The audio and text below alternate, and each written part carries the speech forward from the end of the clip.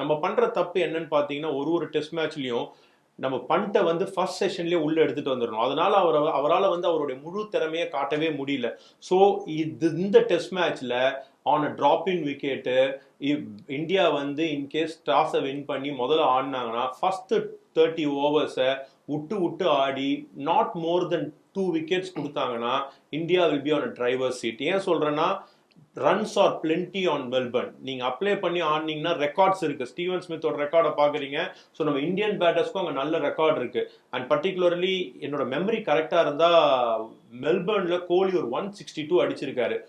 I think 2012-13 நீங்க சொல்ற சீரீஸா எந்த சீரீஸ்னா I have to recheck on that. So Indian batters can get runs on that particular wicket and particularly Kohli, Rohit Sharma இவங்கெல்லாம் due for big runs. ஏன்னா கழுத்துல எல்லாருக்கும் கத்தி இருக்கு. ஸோ இது ஒரு big test for both the senior cricketers.